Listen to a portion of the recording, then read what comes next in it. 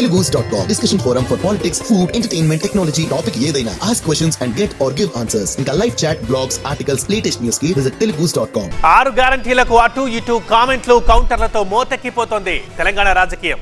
ఎలా అమలు చేస్తారో మాకు ఇప్పుడే తెలియాలంటూ డిమాండ్ చేస్తోంది బీజేపీ. అటు బీఆర్ఎస్ చేసిన 420 సౌండ్ కాంగ్రెస్ మంత్రులకు సూటిగానే తాకింది. అటు తిరిగి ఇటు తిరిగి ఎలక్షన్ కమిషన్ దాకా చేరింది ఈ పంచాయతీ.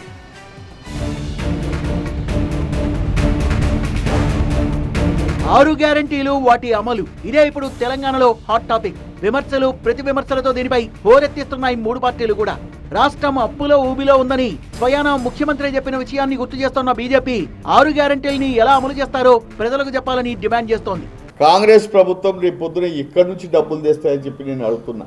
నేనేదో సీఎం అయితే లంక బిందెలు దొరుకుతాయని చెప్పి వచ్చినా, కానీ బోకులు దొరికితే నాకు అని చెప్పి ఆయనే కమిట్ అయిపోయాడు. వచ్చిన నెలలనే కమిట్ అయిపోయాడు. అంటే నాయన నా దగ్గర ఏం లేవు, నా దగ్గర మిగిలింది ఉత్త బోకులే అని చెప్పి ఆయన చెప్పడం జరిగింది. కాంగ్రెస్ 420 పేరుతో బీఆర్ఎస్ విడుదల చేసిన బుక్లెట్ తో ఈ అంశం మరింతగా రాజుకుంది. బీఆర్ఎస్ నేతల అనుచిత వ్యాఖ్యలపై ఎలక్షన్ కమిషన్ కి ఫిర్యాదు చేస్తామంటున్నారు మంత్రులు.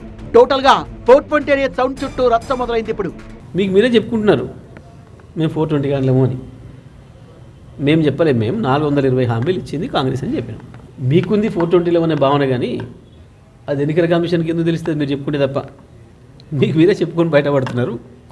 మీ దొంగతనాన్ని మీరు బయట పెట్టుకుంటున్నారు.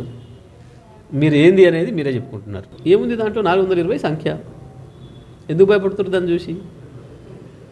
మమ్మల్ని 420 గంటలు అంటారేమో ప్రజలు అన్న భయం మీది. మరి ఇచ్చిన మాట తప్పిన ఏమంటారు?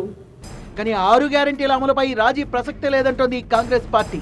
ప్రమాణ స్వీకారం చేసిన మరుసటి రోజు నుంచే గ్యారంటీల అమలుపై సీఎం రేవంత్ రెడ్డి ప్రత్యేక శ్రద్ధ పెట్టారని చెప్తున్నారు మాజీ ఎమ్మెల్యే జగ్గారెడ్డి. ఫ్రీ బస్ జర్నీపై మహిళలంతా సంతోషంగా ఉన్నారని, బెంచ్ కార్లలో తిరిగే బీఆర్ఎస్ నేతలకు సామాన్యుల బస్సు ప్రయాణం గురించి ఎలా తెలుస్తుందని ఎద్దేవా చేశారు. తాను గనుక అసెంబ్లీలో ఉంటే సీన్ వేరేలా ఉండేదన్నారు జగ్గారెడ్డి. బ్యాడ్లకు ఇక టైం బాగలేదు, గవర్నమెంట్ చూడడానికి నేను బయట ఉన్నా, కానీ నేను లోపల ఉంటే ఆడుతుంటే ఆట వీళ్ళతోటి. నేను లోపల ఉంటే నేను టైం బాగుండి నేను ఎమ్మెల్యేగా ఉండుంటే కేటీఆర్ని హరీష్ రావుతో ఆడుకుంటుంటే మంచిగా. అట్లేం లేదు, నాకు తెలుసు వాళ్ళతో ఎట్లా ఆడుకోవాలో. 6 గ్యారంటీల అమలు కోసం అభయహస్తం పేరుతో జరుగుతున్న దరఖాస్తుల స్వీకరణ శనివారంతో ముగుస్తుంది. కానీ దీనిపై మొదలైన రాజకీయ రచ్చ మాత్రం ఇప్పట్లో ముగిసేలా కనిపించడం లేదు.